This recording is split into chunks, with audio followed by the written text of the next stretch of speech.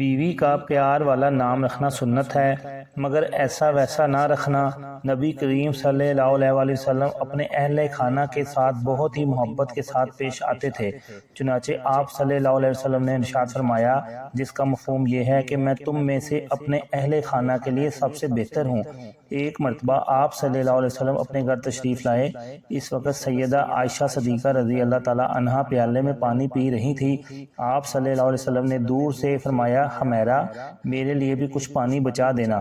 ان کا نام تو عائشہ تھا، لیکن نبی کریم صلی اللہ علیہ وسلم ان کو محبت کی وجہ سے حمیرہ فرماتے تھے۔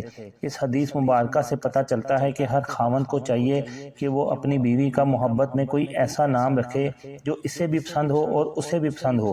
ایسا نام محبت کی علامت ہوتا ہے، اور جب اس نام سے بندہ اپنی بیوی کو پکارتا ہے تو بیوی قرب محسوس کرتی ہے۔ یہ سنت ہے۔ نبی کریم صلی اللہ علیہ وسلم جب فرمایا کہ حمیرہ میرے لیے بھی کچھ پانی بچا دینا، تو سیدہ عائشہ صدیقہ رضی اللہ تعالیٰ عنہ نے کچھ پانی پیا اور کچھ پانی بچا دیا۔ نبی کریم صلی اللہ علیہ وسلم ان کے پاس تشریف لے گئے اور انہوں نے پیالہ حاضر خدمت کر دیا۔ حدیث پاک میں آیا ہے کہ جب نبی کریم صلی اللہ علیہ وسلم نے وہ پیالہ ہاتھ میں لیا اور آپ صلی اللہ علیہ وسلم پانی پینے لگے تو آپ صلی اللہ علیہ وسلم رک گئے اور سیدہ عائشہ صدیقہ رضی اللہ تعالیٰ عنہا سے پوچھا، حمیرہ تم نے کہاں سے لب لگا کر پانی پیا تھا، کس جگہ سے منہ لگا کر پانی پیا تھا؟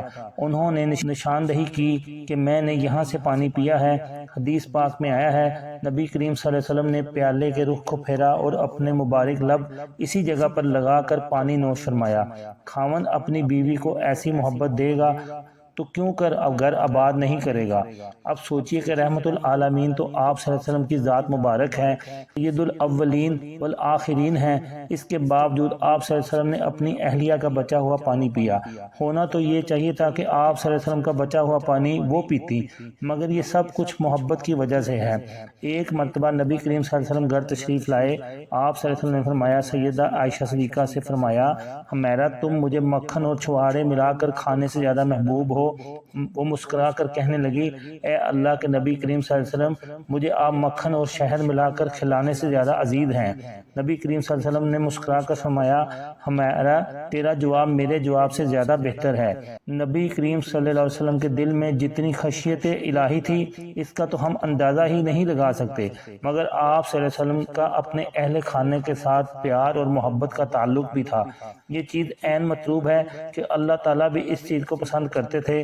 سیدہ عائشہ صدیقہ رضی اللہ تعالیٰ عنہا فرماتی ہیں کہ نبی کریم صلی اللہ علیہ وسلم جب بھی گھر تشریف لاتے تو ہمیشہ مسکراتے چہرے کے ساتھ تشریف لاتے تھے۔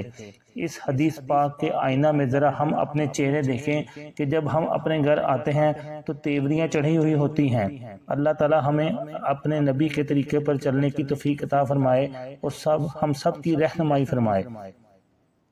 چینل کو سبسکرائب کر دیں اور لائک اور شیئر کر دیں۔